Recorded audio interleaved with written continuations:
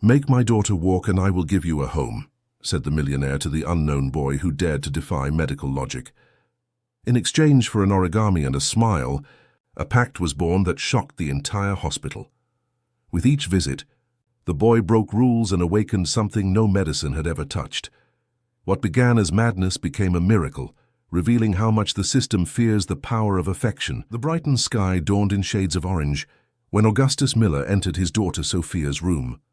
At 45, the New Hampshire businessman's face bore the marks of someone battling an invisible war. His eyes, once as lively as those of the 12-year-old girl he watched, now seemed like two windows ajar to a world of disillusionment. The girl remained still in bed, her gaze fixed on the window overlooking the mansion's garden in the Beacon Hill neighborhood. "Good morning, my princess," Augustus said, sitting on the edge of the bed and adjusting his daughter's long brown hair. "Today Dr. Paul will visit us.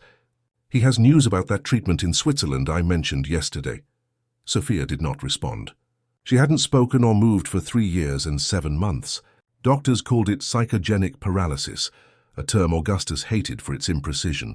How could something without a physical explanation keep his only daughter trapped in a body that refused to obey? The condition arose after an ordinary day, with no apparent trauma or explanations. Simply one Tuesday, Sophia woke up and could no longer get out of bed. That day, like so many others, the routine followed a strict protocol. Felicity, the private nurse, arrived at 7 sharp for morning care. Augustus had his coffee on the balcony, reviewing documents for Miller Holdings, a construction company he had transformed into one of the largest in the state. Even working from home to be near Sophia, he needed to keep the business running, especially after spending fortunes on specialists from the United States and abroad. Mr. Miller, the physical therapist, called to say she had to cancel today's session, informed Carmen. The housekeeper, who had worked with the family for over 20 years, and Dr. Paul asked to confirm if you prefer the consultation here or at the clinic. "Here, of course. I don't want to expose Sophia unnecessarily," he replied curtly, without taking his eyes off the papers. "And find out why this physical therapist always has excuses. If necessary, hire another." The mansion walls, though painted in light colors, seemed to absorb the melancholy that inhabited the place. Photos of Sophia before the paralysis were everywhere. Sophia swimming, Sophia dancing ballet, Sophia smiling next to her father on a beach. Frozen images of a life Augustus refused to believe had ended. In the east wing of the mansion, a small private clinic had been set up with state-of-the-art equipment. There, physical therapists, neurologists, and psychologists took turns in generally unfruitful attempts to elicit some reaction from Sophia. The girls' room adjacent to the clinic was a mix of a child's bedroom and a home-intensive care unit. At noon, Dr. Paul Resende arrived, carrying a black briefcase and the demeanor of someone bearing not very encouraging news. A specialist in child neurology, Paul had been following Sophia's case since the beginning and was one of the few doctors Augustus still respected. "Last week's exams still show no physical changes," the doctor explained, while examining the girl's reflexes. "Augustus, I'm thinking of something different. There's an admission to St. Mary's Hospital that could benefit Sophia." "Admission? You know we've tried that twice, Paul, with no results." "This time it would be different," the doctor insisted. "It's an intensive multidisciplinary program. The team is a national reference for cases like Sophia's. 6 weeks closed protocol." Augustus observed his daughter, whose eyes were now fixed on the ceiling. For a moment he seemed to see a flicker of consciousness in them, a silent plea, or was it just the reflection of his own desperate hope? "We'll do it your way, Paul," he finally conceded. "But this is the last attempt with hospitalization. I can't bear to see her in hospitals."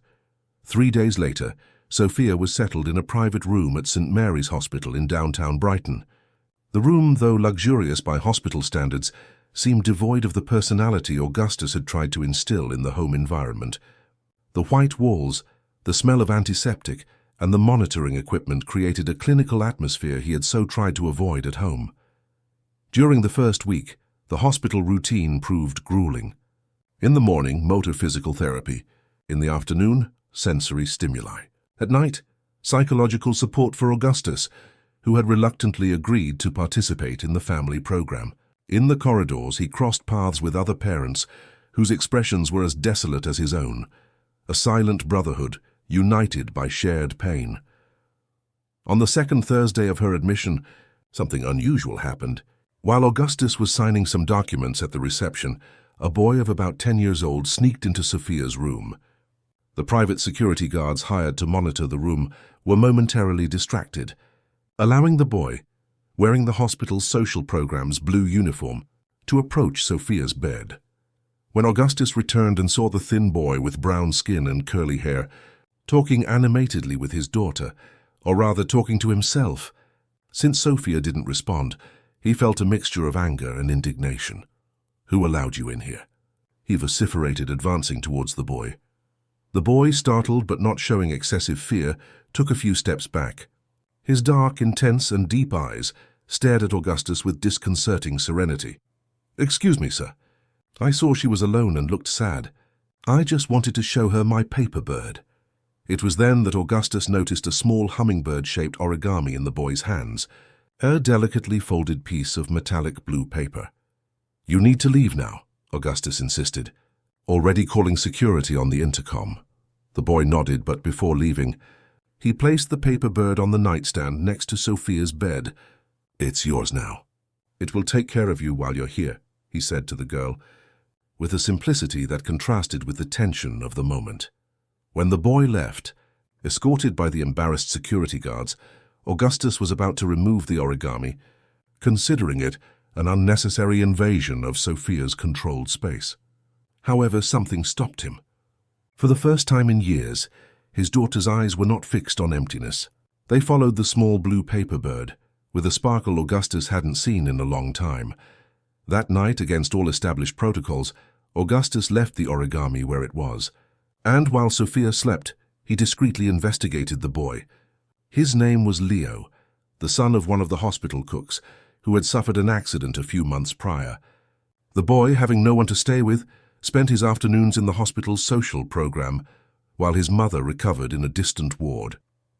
The next morning, as the physical therapist performed the routine exercises, Sophia kept her eyes fixed on the small blue bird, and it was at that moment, almost imperceptible to anyone who wasn't observing with the attention of a desperate father, that Augustus noticed. Sophia's index finger moved slightly, as if trying to reach the origami. For the first time in years, a voluntary movement. A tiny sign, but for Augustus, it represented the entire world reconfiguring itself. In his heart, a spark of hope ignited again, fueled by a simple paper bird brought by a boy who shouldn't have been there.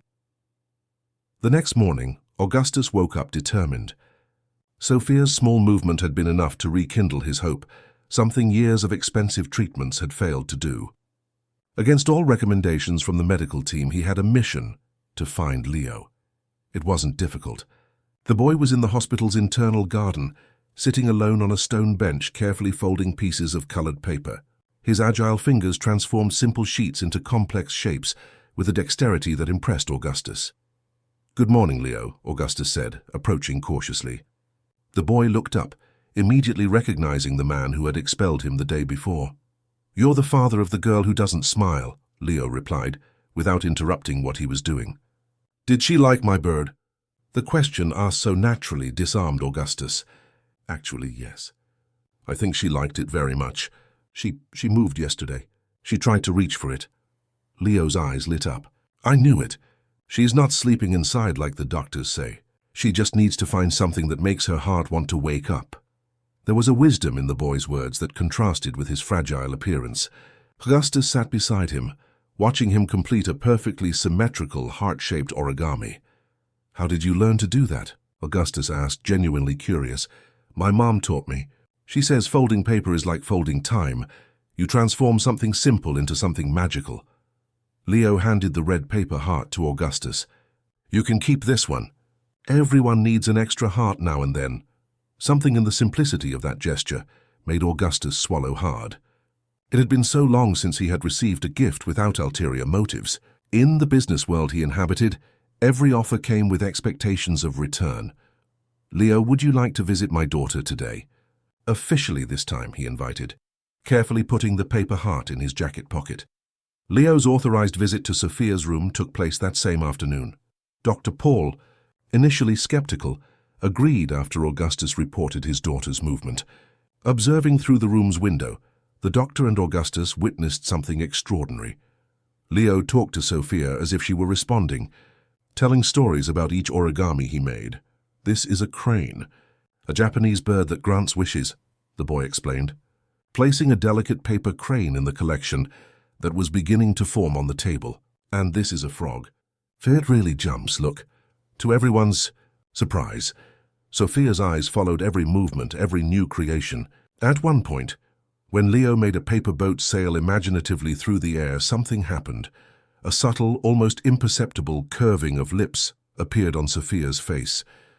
It wasn't exactly a smile, but for those who knew the girl's impassive face in recent years, it was a silent revolution. "Incredible," Dr. Paul murmured, furiously writing in his medical record. "She's responding to emotional stimuli, not physical. We need to recalibrate the entire treatment." Augustus barely heard the doctor. His eyes were fixed on his daughter, on the small spark of life slowly returning to that beloved face. Something that no million-dollar equipment had managed to awaken was being achieved by a boy with pieces of colored paper. After Leo left, Augustus caught up with him in the hallway. "How much can I pay you to come every day?" he asked, already pulling out his checkbook. Leo frowned, genuinely confused. "I don't want money, sir. I come here every day anyway, while my mom is admitted. I can visit your daughter whenever I want." "But there must be something you want, something I can do for you," Augustus insisted, unaccustomed to not being able to solve situations with his fortune. Leo thought for a moment, looking at the floor, and then stared at Augustus with surprising seriousness for someone so young. "My mom says she'll get better soon, but I know it's not true. The doctors say things when they think I'm not listening. When she's not here anymore, I'll go to a shelter. I don't have other relatives." Augustus's heart tightened. He remembered the discreet investigations he had made. Leo was the son of Mrs. Connie, a woman who had worked in the hospital kitchen for years. Recently diagnosed with a terminal illness, she fought bravely, more out of concern for her son's fate than for herself. "And what would you like me to do about that?" Augustus asked, though he already suspected the answer. "Nothing, sir. I'm just explaining my situation." Leo shrugged with disconcerting maturity. It was then that Augustus made an impulsive decision, one he would never make in his meticulously planned business dealings. "Leo, I'm going to make you a promise. If you can help my Sophia walk again, I'll give you a home. You will come to live with us as part of our family." The boy's eyes widened, mixing surprise and distrust. "Are you serious, sir?" "More serious than I've ever been," Augustus confirmed, extending his hand as if in a business agreement. Leo looked at the extended hand and, instead of shaking it, unexpectedly hugged Augustus. It was a brief hug, but full of an emotion that caught the businessman off guard. "I don't promise she'll walk, sir. That's up to her. I can only promise that I'll be her friend and show her that the world is still beautiful." In the following weeks, Leo's presence transformed not only Sophia, but the entire environment around her. Physical therapy exercises, once mechanical and painful, were transformed by the boy into imaginative games. While the physical therapist passively moved Sophia's legs, Leo told stories about paper legs learning to dance, making small origami dolls demonstrate the movements. "See, Sophia. That's how the frog jumps. First it bends its little legs, then stretches with all its might," he narrated, making a small paper frog jump across the girl's bed. Dr. Paul, initially skeptical of the unconventional intervention, began to incorporate elements of origami therapy, as he came to call it, into the official protocol. The results were undeniable. Sophia began to respond consistently, first with her eyes, then with small finger movements, and eventually with attempts to move her arms to reach the paper creations. However, not everyone viewed Leo's growing influence favorably. Dr. Maurice Fontaine, a renowned neurosurgeon who had recently joined Sophia's team, expressed his concerns during a clinical meeting. "We are creating emotional dependence, not treatment," he argued coldly. "The boy is not qualified to be involved in such a complex case. We are abandoning scientific protocols in favor of paper folding." "The results speak for themselves, Maurice," Dr. Paul countered. "We've made more progress in the last 3 weeks than in the last 3 years." Progress or illusions? Dr. Maurice questioned.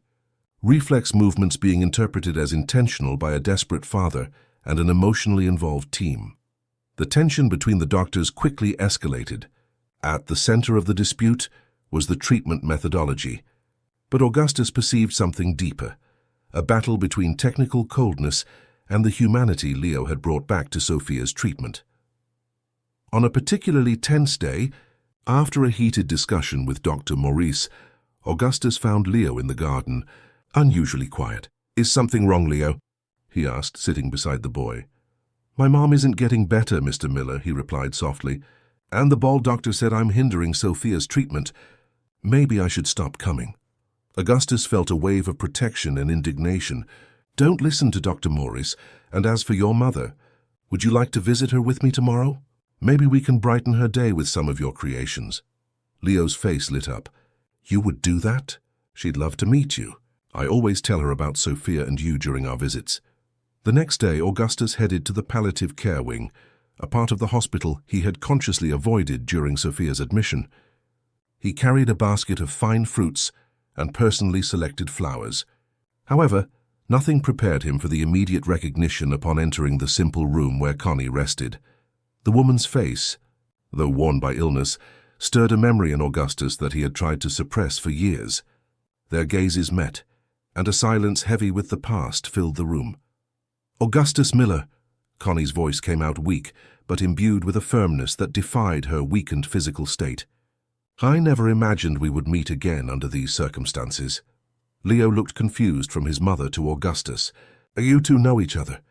The businessman remained motionless, as if struck by a revelation his brain was reluctant to process. The woman lying in that hospital bed, surrounded by tubes and monitors, was the same woman who years ago had worked in his mansion as an assistant housekeeper, the same one who had been abruptly fired after an accusation of theft that he himself had endorsed without question. "Leo, dear," Connie called her son tenderly, "can you fetch that origami book Nurse Mary brought? It's in the activity room. I'd like to show Mr. Miller." The boy, still confused, nodded and left the room, casting a final intrigued glance at the two adults. As soon as the door closed, the heavy silence returned. It was Connie who broke it first. 10 years, Augustus. 10 years since I was thrown out of your house like a criminal.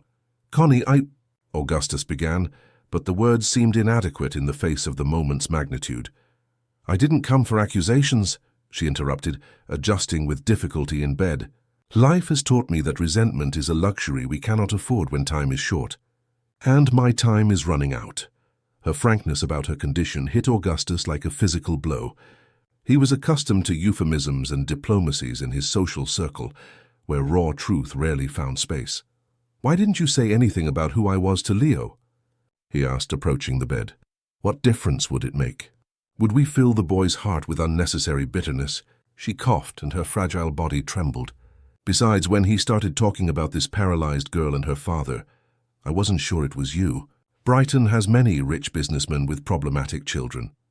The softness with which she uttered what would be offensive, coming from anyone else, completely disarmed Augustus. He sat in the chair beside the bed, placing the gift basket on the small table.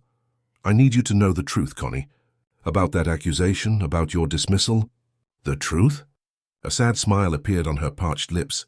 "The truth is, your sister-in-law, Veronica, planted that brooch in my things because she saw me talking to your brother Edward about the irregularities I found in the family company's accounting books. I knew too much, Augustus, and you, blindly loyal to your family, believed her without giving me a chance to defend myself." The revelation struck Augustus like lightning. He remembered the subsequent events, Edward taking total financial control of the company, Veronica being appointed administrative director, and the mysterious accounting problems that were resolved without further explanation. "Why did you never try to clear your name?" "To sue us?" Connie closed her eyes for a moment, as if gathering strength. "When I found out I was pregnant, shortly after being fired, my priority changed. Without references, without a job and expecting a child, I had to choose between seeking justice or surviving. I chose my son." At that moment, Leo returned with a colorful book in his arms. His innocent smile contrasted dramatically with the tension in the room.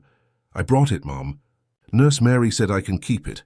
The boy paused, noticing the atmosphere. Did something happen?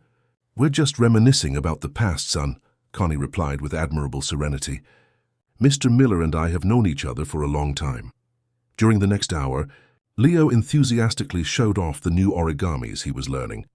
Oblivious to the emotional storm unfolding between the adults, Augustus watched, marveling as Connie, even debilitated, folded the paper with precision, patiently teaching her son. The same patience and kindness he vaguely remembered having witnessed years ago in his own home. At the end of the visit, when Leo left again to return the book, Connie held Augustus's hand with surprising strength. There's something I need to ask you, Augustus, and it's not for me. It's for Leo.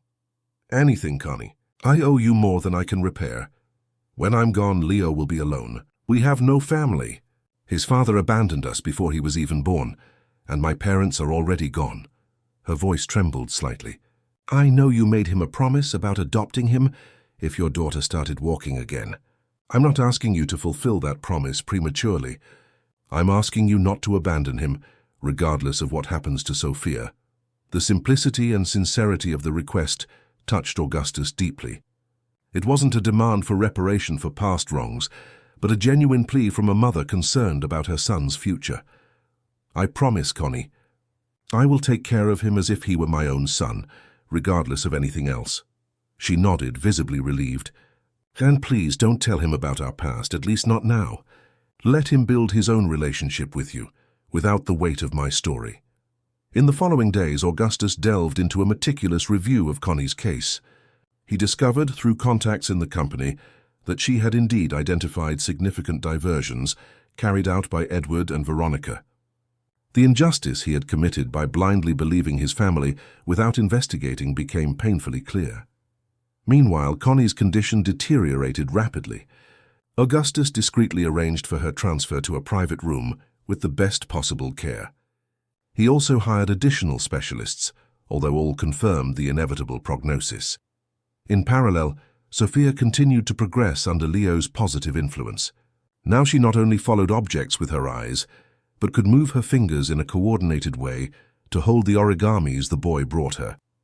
Dr. Paul was optimistic, while Dr. Maurice remained skeptically distant, but without directly interfering after a serious conversation with Augustus. On a particularly sunny afternoon, while Leo was folding a new paper heart for Sophia, a nurse rushed into the room. "Leo, dear, your mother is asking for you," she said with forced gentleness that barely concealed the urgency. The boy immediately perceived the gravity of the situation. He looked at the unfinished origami in his hands, then at Sophia, who was observing him with unusual attention. "I need to go see my mom," he explained to the girl, as if she could respond. "I'll finish your heart when I get back, I promise." Augustus, who was in the room reviewing documents, stood up. "I'll go with you, Leo." In Connie's room, the atmosphere had changed drastically. The monitors emitted weaker signals, and her breathing had become visibly labored. When she saw her son enter, however, her eyes gained a momentary sparkle. "My brave little man," she whispered, extending a trembling hand that Leo held firmly. "Did you bring your mom any new creations?" "I was making a heart for Sophia, but I can make another one for you right now," the boy replied, already picking up a piece of paper from the nightstand. "No, dear. I just want you to know that Mom has all your hearts stored here." She pointed to her own chest. "And even when I can no longer hold them with my hands, I will carry them with me forever." Leo seemed to understand what was not being explicitly said. Silent tears began to stream down his face as he meticulously folded the red paper, transforming it into a perfect heart, which he placed in his mother's hand.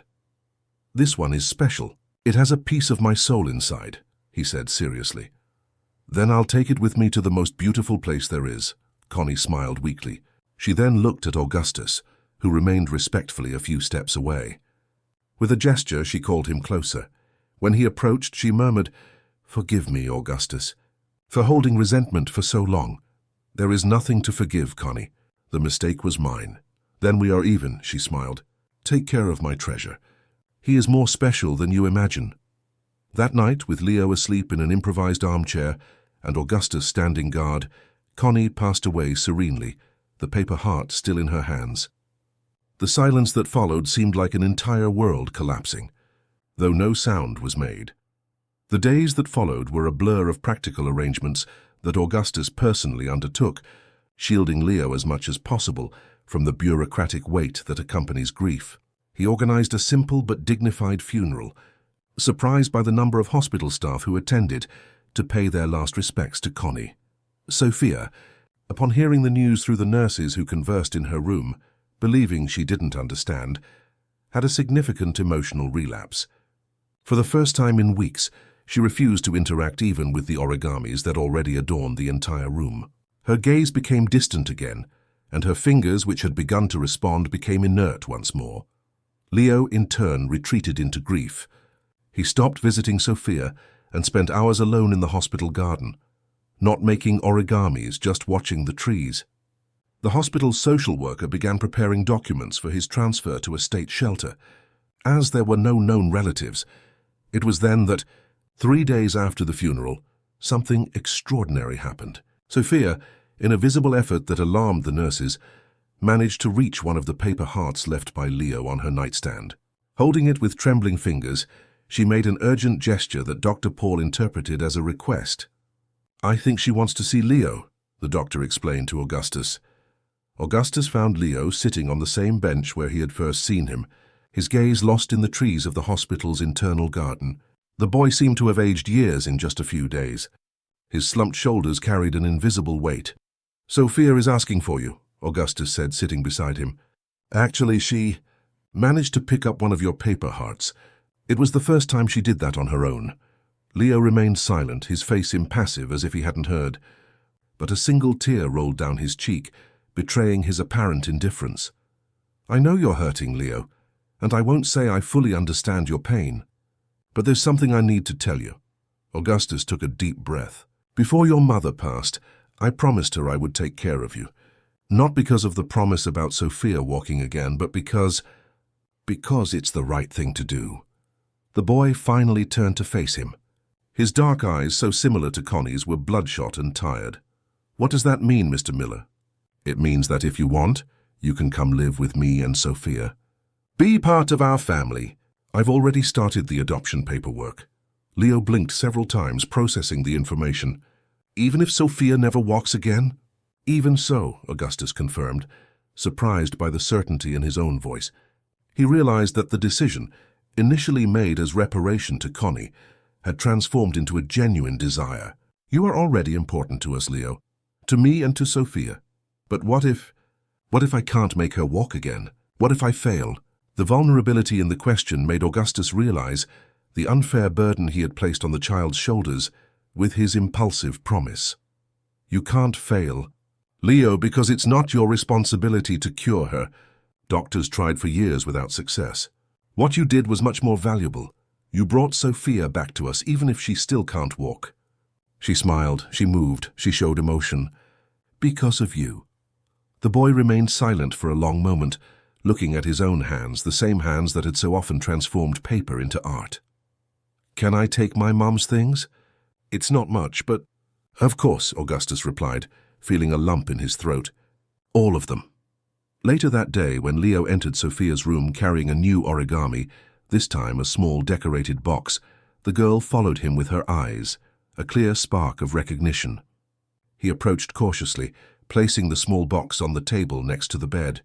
"Look, Sophia, I made a box to keep secrets," he explained, his voice still tinged with sadness, but with a visible effort to sound animated. "We can put all the sad thoughts inside and close it when we don't want to feel pain anymore." To the surprise of everyone present, Sophia moved her hand towards the box and, with concentrated effort, touched it with her fingertips. Then, with slow but determined movements, she picked up the paper heart she had kept by her side and offered it to Leo. The gesture, a simple for any normal child, represented an extraordinary milestone for Sophia.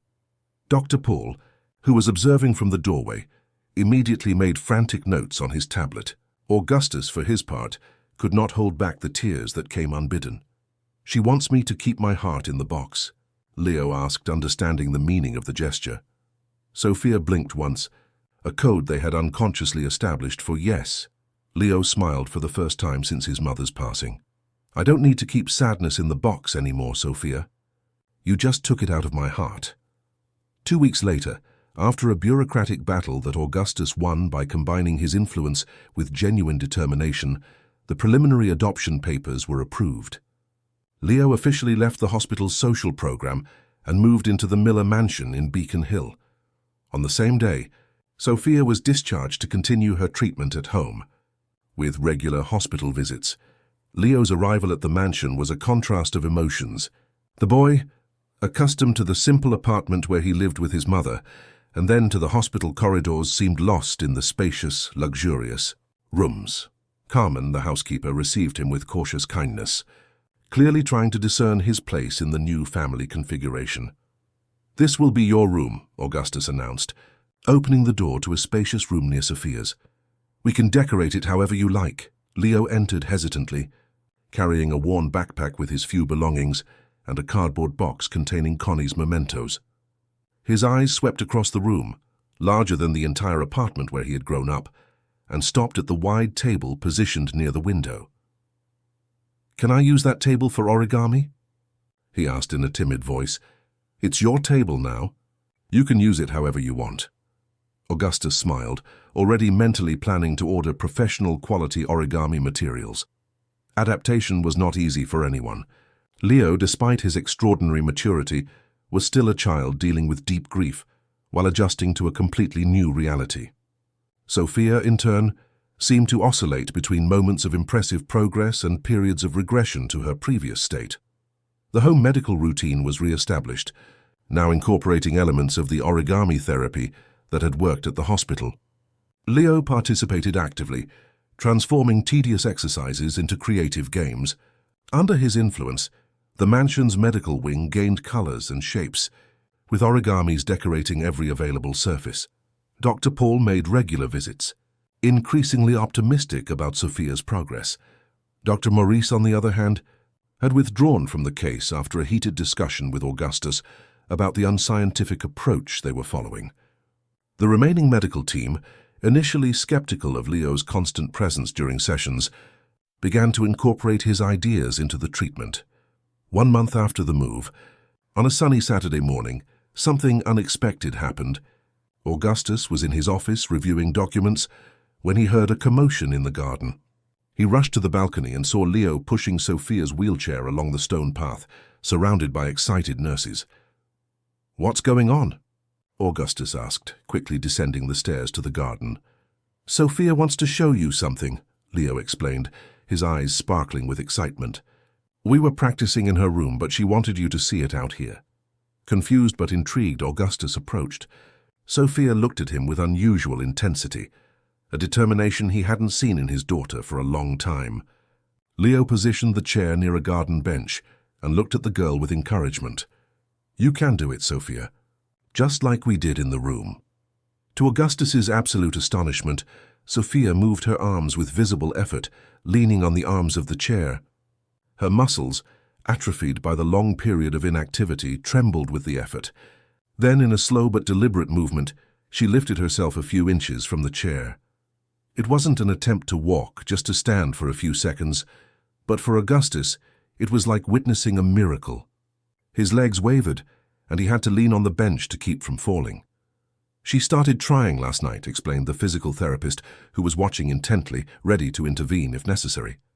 "Leo was showing her how paper birds need to try many times before they learn to fly."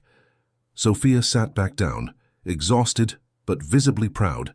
Her eyes sought her father's approval, a silent communication more eloquent than any words.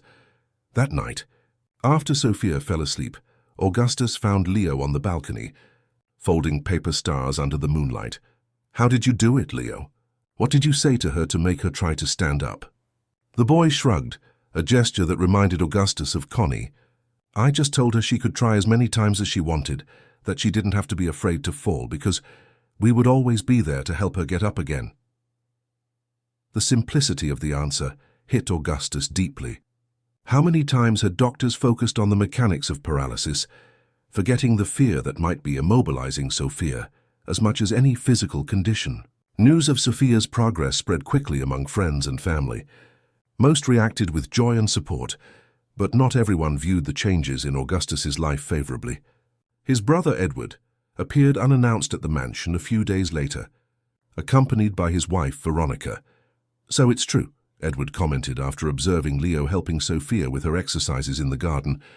"Have you really adopted an employee's son?" The condescending tone made Augustus stiffen. "I adopted an extraordinary boy who helped my daughter when no one else could.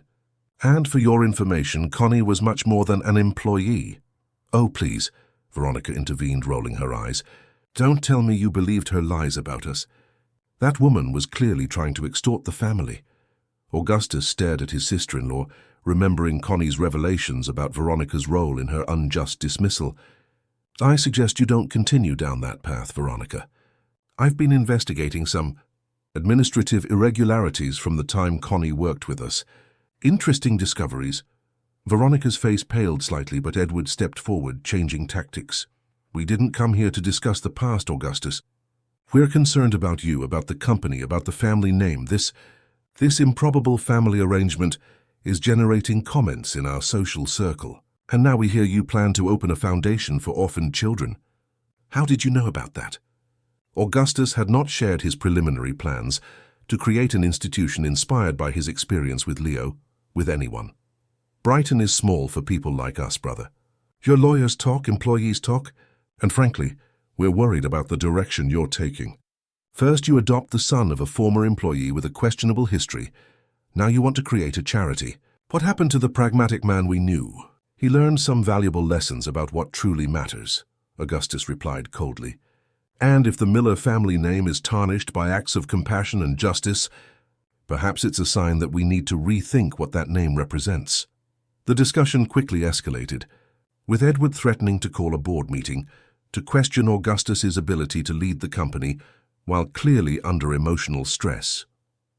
Veronica, for her part, made veiled insinuations about the possibility of legally contesting Leo's adoption, suggesting that Augustus might be being manipulated.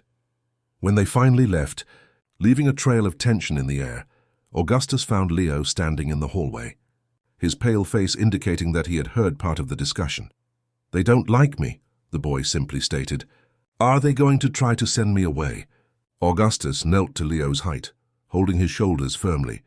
"No one is going to take you from this house, Leo. You are my son now, legally and in my heart. And I will fight whoever it takes to keep our family together." That night, while Leo slept, Augustus remained awake, reflecting on Edward and Veronica's threats. He knew they weren't empty. His brother had significant influence on the company's board and important connections in New Hampshire society. A battle was forming on the horizon, but strangely, Augustus didn't feel the usual knot of anxiety in his stomach that business problems usually provoked.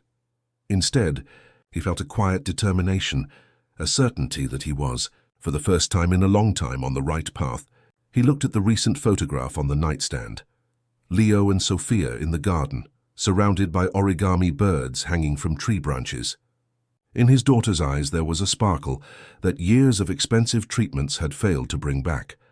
And it was at that moment, observing that image, that Augustus made a decision. The Connie Silver Foundation would be created not only as a shelter for orphans, but as a research and treatment center focused on humanized approaches for children with conditions similar to Sophia's.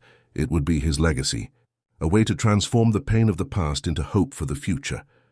With this resolution in mind, he finally fell asleep, unaware that the dawn would bring a new challenge for his newly formed family, one that didn't come from Edward or Veronica, but from someone Augustus believed had definitively left their lives years ago. The morning began like any other at the Miller mansion. Leo woke up early, as he always did, to prepare new origamis before Sophia's first physical therapy session. In the 3 months since he had moved into the house, he had transformed a corner of the garden into his outdoor studio, where he spent hours creating increasingly complex figures. Sophia, in turn, had established her own routine. She could now sit up in bed unaided and move her arms with increasing coordination. Her motorized wheelchair, controlled by an adapted joystick, allowed her to explore the mansion with relative independence. Communication, once limited to blinks and subtle movements, had evolved into a basic vocabulary, spoken with effort, but with evident determination. Augustus contemplated these changes with a mixture of gratitude and awe. The house, once silent and oppressive, now resonated with sounds of life. Leo talking animatedly with Sophia, music therapy sessions in the garden, even the occasional discussions between the two about which movie they would watch at night. He was in his office, finalizing the documents for the creation of the Connie Silver Foundation, when Carmen knocked on the door, her usually composed face now marked by unease. "Mr. Miller, there's a person insisting on seeing you. Says it's urgent and personal." "Who is it, Carmen? Some business associate?" The housekeeper hesitated, something rare in her always efficient demeanor. It's Mrs. Helen, sir." The name hit Augustus like a physical blow. Helen, Sophia's biological mother, the woman who had abandoned her 3-year-old daughter and disappeared without a trace, sending only divorce papers months later, with a cold note relinquishing custody of the child. "Where is she?" he asked, standing up abruptly. "In the sitting room. I asked her to wait there so as not to risk the children seeing her before you decide what to do." Carmen, always prudent, always protective of the family. "You did well, Carmen. Please ensure Leo and Sophia remain in the garden. Tell Felicity to keep them entertained." On the way to the sitting room, Augustus tried to organize the whirlwind of emotions that invaded him. Anger, confusion, resentment, feelings he believed he had overcome in the years since Helen's departure. What could she want now after so long? Why return when Sophia was finally beginning to recover? Helen stood by the window, watching the garden.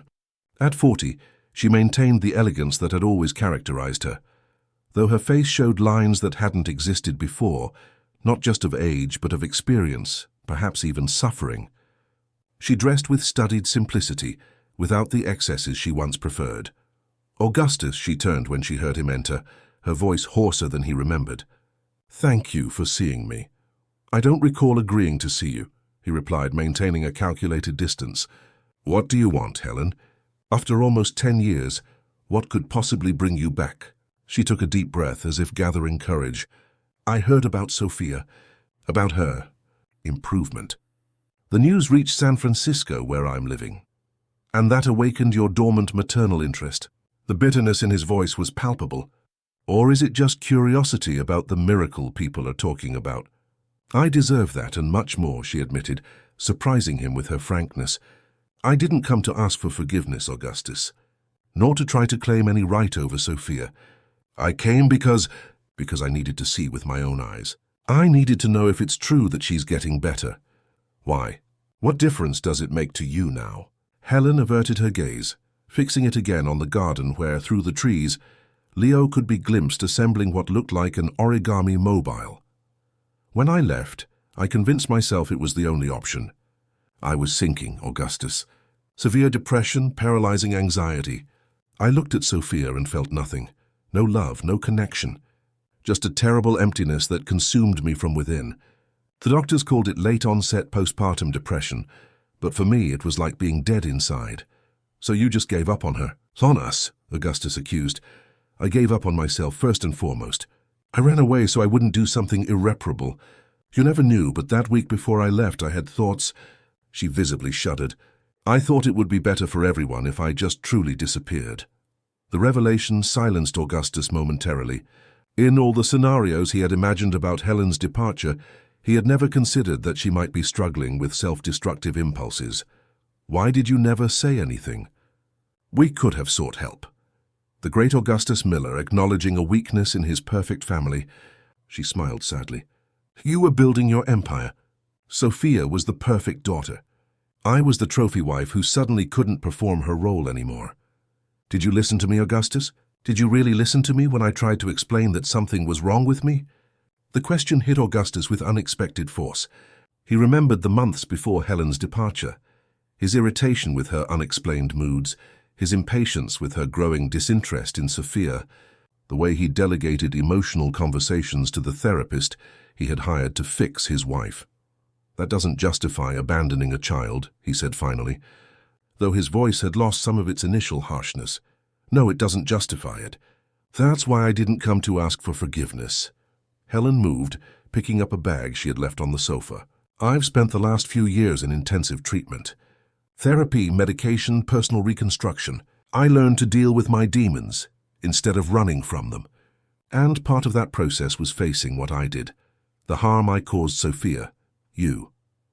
She took a small leather-bound album from her bag. For the past 6 years, I've written to Sophia every month. Letters I never sent, explaining who I was, why I left, what I was feeling. Not to justify myself, but so that one day, when she was older and asked about me, you would have something to offer beyond the image of a mother who simply didn't care. Augustus looked at the album without touching it. And now you've decided to deliver them personally? Why? Because I read about the boy you adopted, about how he helped Sophia when nothing else worked, about the connection between them. Helen swallowed hard. I realized Sophia found something I could never give her, unconditional acceptance. And that gave me hope. Hope that maybe someday, when she's ready, we can at least talk. The silence that followed was interrupted by the sound of wheels in the marble corridor. Before Augustus could react, the sitting room door opened and Sophia entered in her motorized chair, closely followed by Leo, who looked alarmed. Sorry, Mr. Miller. She insisted on coming when Carmen said there was a visitor, the boy explained, nervous. I couldn't convince her to wait in the garden. Sophia stopped her chair a few feet from Helen, her eyes fixed on the woman she hadn't seen since she was 3. Her face, usually expressive only to Leo and Augustus, was unreadable. Helen stood paralyzed as if seeing a ghost. Sophia, she whispered finally, her voice almost inaudible. You're so grown. A tense moment settled, with all the adults anxiously awaiting Sophia's reaction. It was Leo who broke the impasse, approaching Sophia and leaning in to whisper something in her ear. The girl nodded slightly and then, with visible effort, pronounced the word no one expected. Mom. It wasn't forgiveness nor acceptance, just recognition. But for Helen it was like a reprieve. Silent tears began to stream down her face as she nodded, unable to respond. Sophia knows who you are, Augustus explained, surprising everyone. I showed her photos, told her stories. I never lied about your existence, nor portrayed you as a villain. I just said you needed to leave to take care of yourself. The grateful look Helen gave him was interrupted by Leo, who stepped forward with the curious confidence of a child. You look like Sophia. You have the same eyes, he observed, analyzing her as he would a new origami model. Do you want to see what we're making in the garden? I'm building a bird mobile to hang in her room. The simplicity of the offer left Helen momentarily speechless. It was Sophia who decided, pressing a button on her chair to turn it towards the door, a silent invitation for everyone to follow her. In the following weeks, Helen stayed at a nearby hotel, visiting the mansion daily at carefully arranged times with Augustus. The interactions were supervised, initially tense, gradually evolving into a cautious cordiality. Sophia, who always surprised everyone with her perception, seemed to intuitively understand the fragility of the situation, gauging her receptiveness to her biological mother. Leo, in turn, observed everything with growing apprehension. Although he never verbalized it, his behavior revealed a fear of being replaced or relegated to the background in the new family configuration. He spent more time alone, creating increasingly elaborate origamis, as if seeking to prove his worth through his art. One afternoon, while Helen and Sophia were in the library looking through family albums, Augustus found Leo hidden in the treehouse he had built for him in the garden. May I come up? He asked, something he rarely did due to the cramped space, clearly designed for children. Leo shrugged, a gesture Augustus now recognized as his way of saying whatever when something deeply bothered him. With some difficulty, Augustus climbed the rope ladder and sat on the wooden floor, admiring the meticulous organization of the space. Shelves filled with origamis categorized by type, drawings on the walls, a small workbench with perfectly aligned colored papers. A true artist's studio, he commented. Trying to break the ice. Am I getting in the way? Leo asked abruptly, surprising Augustus with his frankness. Now that Sophia's mom is back, you'll be a real family again. You won't need me anymore. The vulnerability in the boy's voice hit Augustus like an arrow. He realized belatedly that he hadn't properly talked to Leo about what Helen's presence meant. Leo, look at me, he requested, waiting until the boy faced him. You are not getting in the way. You are my son now, legally and in my heart.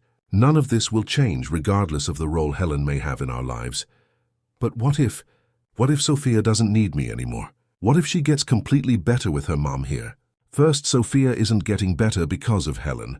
She's getting better because of you, the confidence you brought back to her.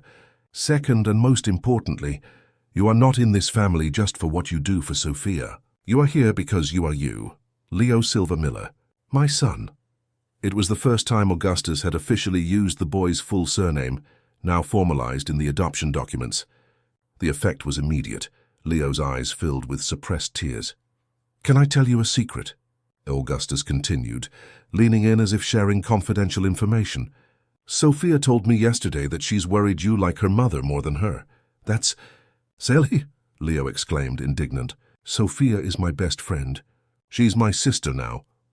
"Then perhaps you two are having similar fears," Augustus suggested gently. "Maybe instead of hiding up here, you should go tell her what you just told me." The conversation was a turning point.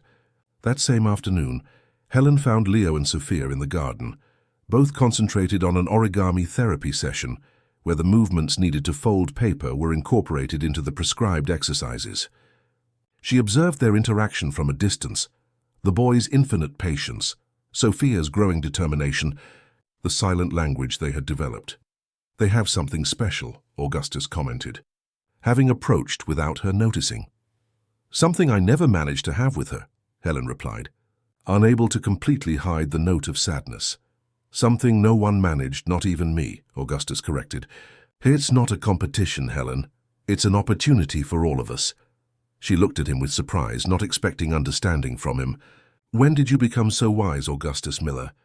"When I stopped trying to control everything and started learning from children," he replied simply.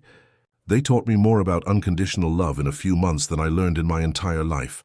The conversation was interrupted by a cry of joy from Leo.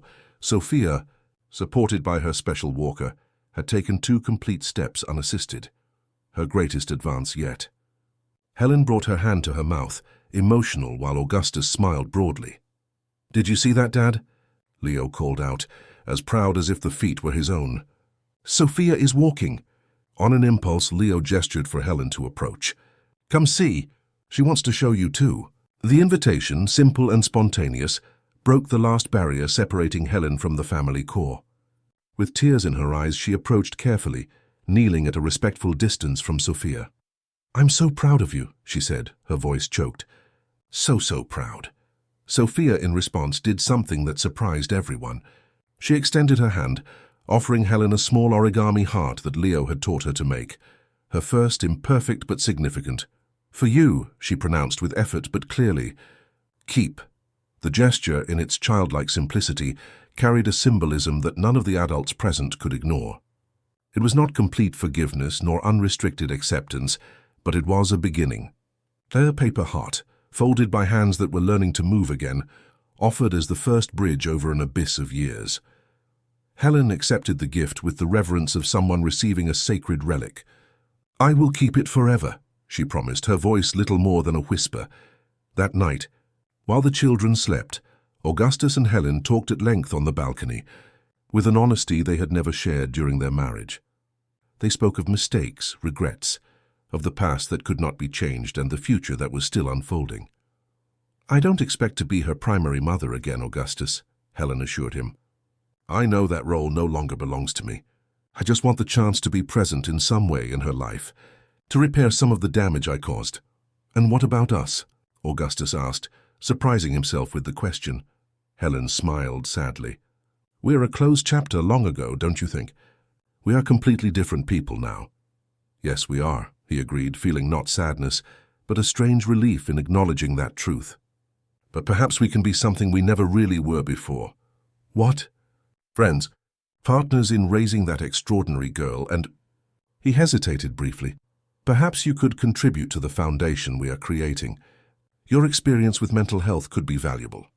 The mention of the foundation sparked a genuine interest in Helen's eyes, something Augustus hadn't seen since the early years of their relationship, before Sophia was born, when she still worked passionately as a child psychologist.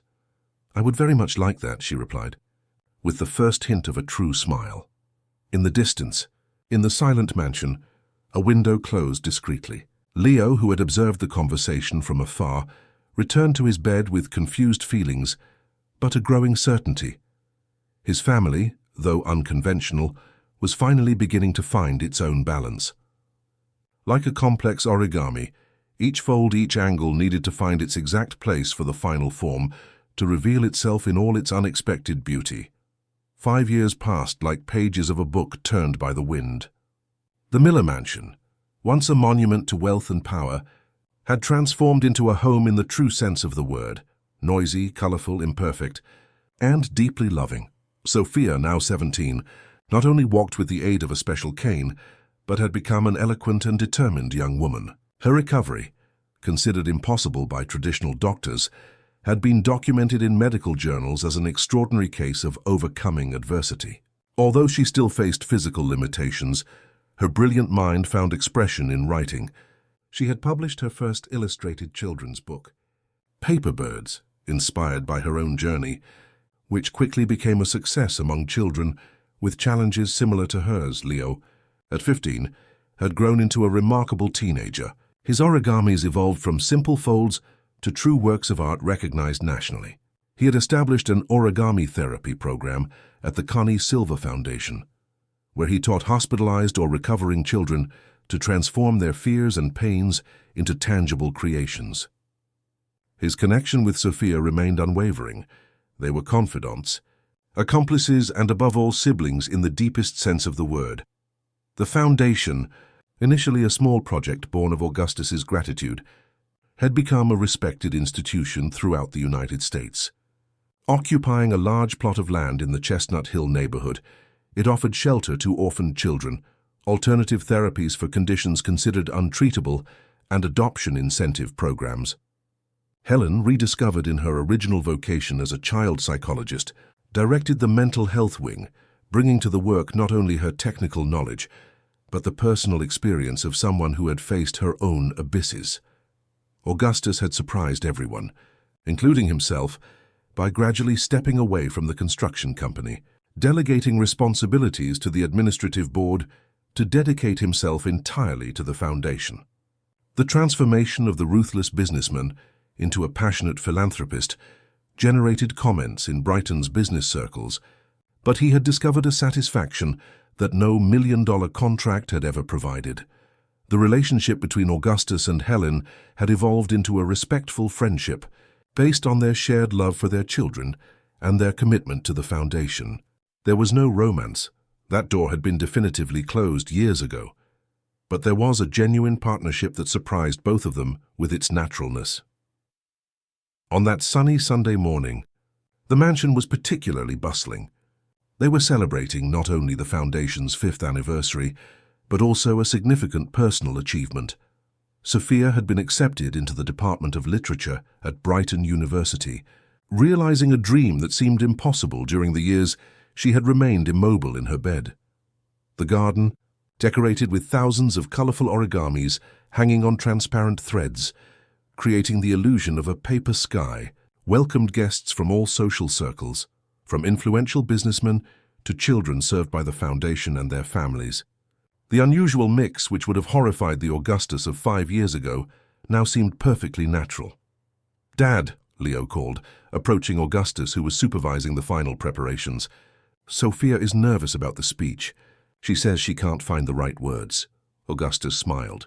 For someone who wrote so eloquently, Sophia still struggled with the anxiety of public speaking, a remnant of years of forced silence. "I'll talk to her." "Where is she?" "In the gazebo. She asked to be alone, but I think she needs you." Augustus found his daughter sitting in the small white gazebo, built especially for her years ago, when she was still learning to walk again. The spot, surrounded by fragrant jasmine, had become her refuge for writing and thinking.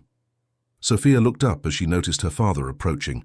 At 17, her resemblance to Helen was undeniable. The same expressive eyes, the same contained smile. But there was something uniquely hers in the way she observed the world, a depth born of her singular experience. "Leo said you're worried about the speech," Augustus commented, sitting beside her on the wooden bench. "I can't find the right words," she confessed, her voice clear and melodious, so different from the strained whisper of earlier times. "I want to talk about transformation, about how our family found a path no one expected. But everything I write seems inadequate." Perhaps because you're trying to put into words something that is better felt than explained, Augustus suggested. Do you know what Leo always says about the most complex origamis? That they start with a single fold, Sophia completed, smiling slightly, and that each subsequent fold only makes sense in the context of all the previous ones. Exactly. Our story is like that. Every moment, painful or joyful, led to the next. And in the end it created something beautiful that no one could have predicted at the beginning. Sophia nodded, thoughtful. I think I know what to do now. Thank you, Dad. She kissed her father's forehead and, supported by her special cane, an elegant piece of dark wood decorated with small carved birds, a gift from Leo on her 15th birthday, walked determinedly towards the house. The ceremony began promptly at 11 o'clock. A platform had been set up in the center of the garden, decorated with wildflower arrangements and, naturally, hundreds of origamis. White chairs arranged in a semicircle accommodated about 200 guests, including family, friends, foundation supporters, and, most importantly, children and teenagers benefiting from the programs. Augustus opened the event with brief words about the Foundation's journey over the past 5 years, the initial challenges, the resistance faced, the small and great victories along the way. He mentioned, without going into detail, the fundamental role of his brother Edward, who surprisingly had become an important ally after a serious health crisis that led him to reevaluate his priorities. Helen spoke next, sharing impressive statistics about the mental health wing's work and announcing the expansion of the program to other cities in New Hampshire next year. Then came Leo's turn. Contrary to the expectation of a conventional speech, he walked onto the stage carrying a large, transparent paper box, full of colorful origamis. When I came to this family, he began, his teenage voice occasionally cracking with emotion, I carried only one skill: folding paper. I had no formal education, no material possessions, nothing the world would consider valuable. He paused, looking directly at Augustus and Helen in the front row. What I didn't know was that that simple skill, learned from my mother Connie, would be the beginning of an incredible journey, that each fold in the paper would be like a fold in destiny, transforming not just simple sheets into complex shapes, but broken lives into stories of hope. He opened the box and took out, one by one, 7 origami birds, each made from a different paper, lining them up on the table in front of him. These 7 birds represent the 7 lives that were transformed in the first 5 years of our foundation. Stories we choose to highlight today, not because they are extraordinary, but because they are emblematic of so many others. With reverent care, he picked up the first bird, made of golden paper. This is Raphael, who came to the foundation at 8 years old, after being separated from his siblings by a fragmented adoption process. Today, thanks to our family reunification program, he and his 3 siblings live together with an adoptive family in Concord. One by one, Leo presented the birds, telling stories of transformation, the girl with paralysis similar to Sophia's who now competed in paraswimming, the boy with severe trauma who found a form of expression in music, the teenager who, after years in institutions, became one of the first monitors of the foster care program. Finally, he picked up the last bird, made of metallic blue paper, identical to the first origami he had made for Sophia years ago. And this is me, a boy who lost everything and gained a family, living proof that bonds of love can be stronger than blood ties. His voice choked slightly, but he composed himself. Each of you has a similar bird under your chair. At the end of the ceremony, we invite everyone to hang them on the central tree in the garden, adding your story to our collective sky of transformations. The audience applauded emotionally as Leo returned to his seat, exchanging a tight hug with Sophia before sitting down. Then came the moment everyone was waiting for. Sophia stood up with the help of her cane and slowly walked to the stage, each step a silent victory over what had been considered impossible. Surprisingly, she carried no paper or notes. Instead, when she reached the center of the stage, she signaled to Leo, who quickly joined her. To everyone's astonishment, including Augustus and Helen, the siblings began to fold a large piece of red paper, working in perfect synchronicity. 5 years ago, Sophia began, her hands moving in coordination with Leo's, I was a girl trapped in a body that wouldn't respond, a prisoner of myself. Fold after fold, the paper began to take shape. No one believed I could change, that I could transform. I myself had lost hope. A few more precise folds, Sophia's fingers moving with surprising agility. Then a boy walked into my hospital room with a paper bird and showed me that transformations begin with a single fold. The audience watched mesmerized as the red paper gradually took the shape of a large three-dimensional heart. Our family is not conventional. It was formed by choices, not by accident. By love, not by obligation. Sophia looked directly at Helen, who watched with tears in her eyes.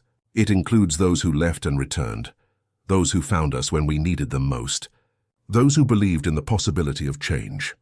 With one last set of folds, Sophia and Leo completed the heart, which now displayed delicately crafted side wings. This is the symbol we chose for the 5th anniversary of the Connie Silver Foundation, Sophia announced, holding up the creation for all to see. A heart with wings, because we believe that love, when true, does not imprison, it liberates. Leo then gently pulled a part of the origami, making the wings move as if flapping. A collective gasp of admiration swept through the audience, followed by spontaneous applause. The foundation began as a promise. "Make my daughter walk and I will give you a home," Sophia continued when the applause subsided. But it transformed into something much greater. It became an extended family that welcomes, transforms, and then allows everyone to fly with their own wings. The ceremony continued with the presentation of awards to outstanding collaborators, cultural performances by children served by the foundation, and the official launch of the new scholarship program named after Connie Silver. As the celebration continued, Augustus found a moment to step away, seeking a few minutes of solitary reflection. He walked to a more distant point in the garden, where a small circular structure had been built. The Connie Memorial, as it was known in the family, consisted of a low circular wall where thousands of origami hearts had been preserved in transparent resin, each representing a child helped by the foundation. In the center, protected by a glass dome, was the first paper heart Leo had made for his mother, the one she held when she passed away. Beside it, a simple plaque with the words, "To the one who taught us that true love transforms lives one fold at a time." "We're doing a good job, Connie," Augustus murmured, gently touching the dome. "Your son is transforming the world fold by fold." A gentle breeze swept through the garden, making the thousands of origamis hanging from the trees dance as if alive. Augustus smiled, allowing himself to imagine, for a brief moment, that it was Connie responding in her own way. Upon returning to the celebration, he found a scene he never would have imagined possible years ago. Sophia and Leo at the center of a circle of children, teaching them to make paper birds, while Helen documented everything for the new book they were producing together.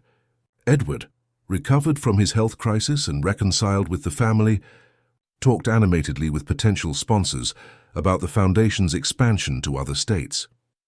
The impulsive promise made in a moment of desperation, "Make my daughter walk and I will give you a home," had resulted in a legacy far greater than anyone could have predicted. Not only had Sophia walked again, not only had Leo found a home, but hundreds of other children had benefited from the chain of transformation initiated by a simple origami. As he watched the scene, Augustus felt a profound certainty. The true miracle was not Sophia's physical recovery, however impressive it was. The miracle was in how an orphaned boy with pieces of colored paper had taught an entire family, and then a community, to fold not just paper, but destiny itself into new forms of love and possibility. Late in the afternoon, when most guests had left, the family gathered under the large central tree, now decorated with hundreds of new colorful birds, added during the ceremony. Sophia, sitting on a bench next to Helen, worked on a new origami. Leo and Augustus watched the young woman's creative process in respectful silence. When she finished, Sophia held a small butterfly-shaped origami, made from intensely blue paper. "For you, Mom," she said, handing the creation to Helen. "Because your return was also part of my transformation." Helen accepted the gift with trembling hands, emotion evident on her face. After 5 years of patient and careful reconnection, this was the first time Sophia had called her Mum without hesitation. "Thank you, my daughter," she replied, her voice choked. "It's more than I deserve. It's not about deserving, Leo interjected with the wisdom that always surprised the adults around him. It's about transforming. Like paper, sometimes we need to be folded, crumpled, and refolded before we find our true form. Augustus smiled, proud of the young man Leo was becoming. When did you become so wise? I learned from you, sir, Leo replied simply. And from my mother, Connie. And from all the paper hearts we made together along the way. Sophia stood up, supported by her cane, and took Leo's hand. Shall we take one last walk around the garden? I want to show you an idea for my next book. The two slowly walked away, Sophia with her characteristic gait, Leo naturally adjusting his pace to hers. A silent dance of complicity developed over the years. Augustus and Helen remained seated under the tree, watching their children walk away as the sun began to set, painting the brightened sky in shades of orange and pink. Could we have imagined this? Helen asked, breaking the comfortable silence.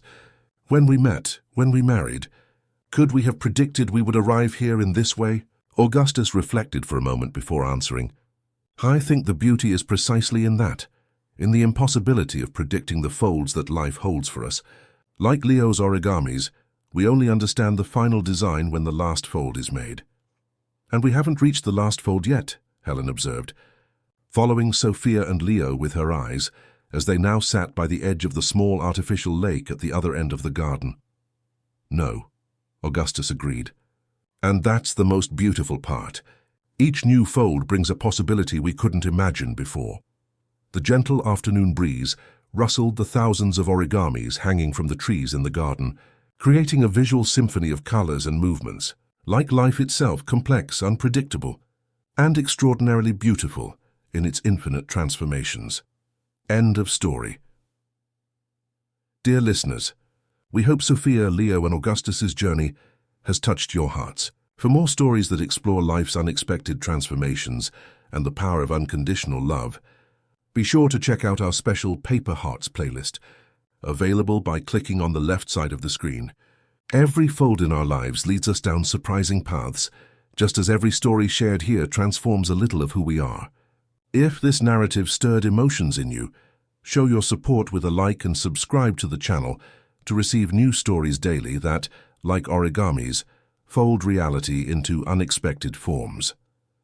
Let us know in the comments which moment of this story touched your heart the most, and together we will create a community of transformative stories.